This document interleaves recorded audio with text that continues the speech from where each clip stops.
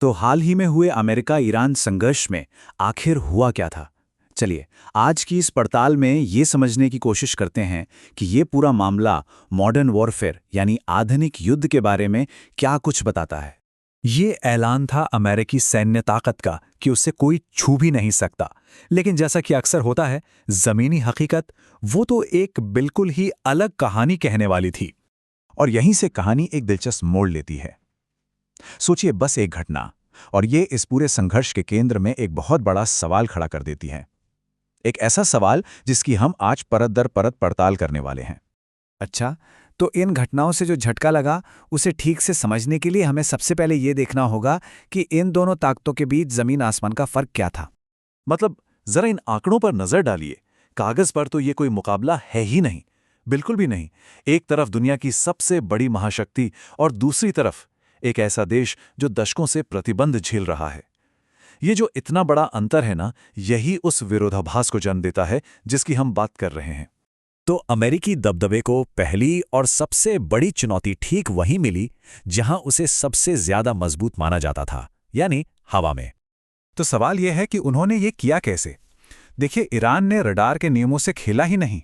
उन्होंने एक stealth jet के खिलाफ रडार इस्तेमाल करने की कोशिश तक नहीं की, बल्कि उन्होंने कुछ बहुत ही स्मार्ट किया। उन्होंने उस एक चीज को निशाना बनाया जिससे कोई भी स्टेल्थ जेट छिपा नहीं सकता, और वो है उसके इंजन की गर्मी। और मजे की बात यह है कि इसके लिए उन्होंने इस्तेमाल की एक पुरानी लेकिन बड़ी चालाकी से मॉडिफाई की हुई मिसाइल। और देखिए, ये सिर्फ F-35 की एक अकेली घटना नहीं थी। बात इससे कहीं ज्यादा बड़ी थी। अमेरिका के सबसे भरोसेमंद फाइटर जेट्स F-15 और उसके सबसे एडवांस्ड ड्रोन्स सब एक के बाद एक निशाना बन रहे थे। मतलब ये कोई इत्तेफाक नहीं था, ये एक पैटर्न था, और ये पैटर्न सीधे सीधे अमेरिका की हवाई बादशाहत पर सवाल उठा रहा था। $200 मिलियन, जरा सोचिए इस रकम के बारे में। और ये कीमत है सिर्फ उन 12 रीपर ड्रोन्स की जो मार्च के पहले 3 हफ्तों में ही तबाह हो गए। यह सिर्फ पैसों का नुकसान नहीं था, ये उस अमेरिकी टेक्नोलॉजी की कमजोरी की एक बहुत बड़ी कीमत थी जिसके बारे में शायद किसी ने सोचा भी नहीं था।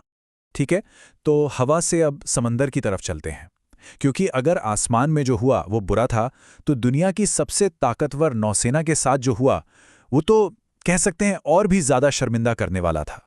अमेरिका ने कोई कसर नहीं छोड़ी थी। उन्होंने अपने सबसे बेहतरीन जंगी जहाज़ों को मैदान में उतारा, और उनकी अगुवाई कर रहा था ये USS जेरल्ड आर फोर्ड, अमेरिकी नौसैनिक ताकत का एक चलता फिरता न्यूक्लियर पावर से लैस किला।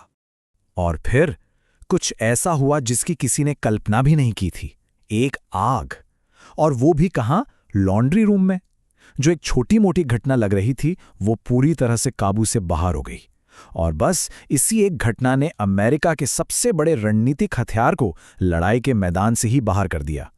कुछ रिपोर्ट्स में तो यह भी कहा गया कि शायद इसके पीछे क्रू का गिरा हुआ मनोबल भी एक वजह थी।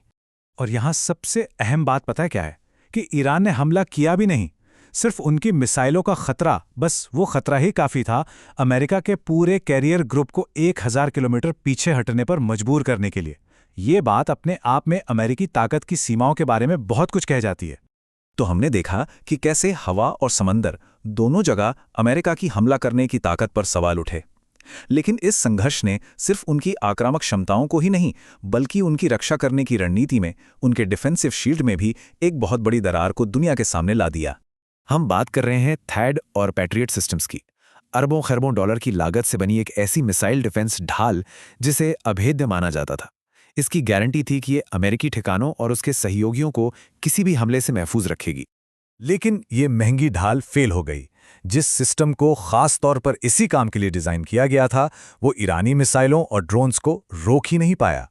और सोचिए, जब आपकी अरबों डॉलर की शील्ड में सुराख हो, तो ये सिर्फ एक टेक्नोलॉजिकल नाकामी नहीं होती, ये आपके सहयोगियों के बीच भरोसे का एक बहुत बड़ा संकट खड़ा कर देती है। $1.1 बिलियन, ये कीमत है सिर्फ एक रडार सिस्टम की जिसे ईरान ने तबाह कर दिया। लेकिन असली नुकसान पैसों का नहीं था। इस एक हमले ने 5000 किलोमीटर की विशाल रेंज में अमेरिकी निगरानी को एक तरह से अंधा बना दिया था, मानो किसी ने उनकी आंखें ही बंद कर दी हों। और ये सब हमें आखिर में उस सबसे बड़े सवाल पर ले आता है ना, कि आखिर इतने कम संसाधनों वाला एक देश ये सब करने में कामयाब कैसे हो गया? तो जानकारों की माने तो इसका जवाब बेहतर टेक्नोलॉजी में नहीं है। जी नहीं, ईरान की कामयाबी का राज था उनकी स्ट्रैटेजी। ईरान की रणनीति बिल्कुल फोकस्ड और अनुशासित थी, एक साफ प्लान के साथ। वहीं दूसरी तरफ अमेरिका बिना किसी तैयारी के, बिना किसी स्पष्ट लक्ष्य के उलझा हुआ नजर आ रहा था। एक पुरानी कहावत है, एक तलवार उतनी ही अच्छी होती है जितना उसे चलाने वाला। और ये कहावत इस पूरी स्थिति पर बिल्कुल सटीक बैठती है। आपके पास दुनिया के सबसे बेहतरीन हथियार हो सकते हैं, लेकिन अगर उन्हें चलाने के लिए कोई साफ और असरदार योजना ही नहीं है, तो वो महज महंगे खिलौने बनकर रह जाते हैं। तो इस सब से हम क्या समझे? इस एक संघर्ष ने दुनिया भर के मिलिट्री प्लानर्स को आधुनिक युद्ध की परिभाषा पर फिर से सोचने के लिए मजबूर कर दिया है। और ये हमारे सामने एक बहुत बड़ा सवाल छोड़कर जाता है कि क्या वाकई में एक अछूत, एक अनटचेबल सुपर पावर के दिन अब लद गए हैं?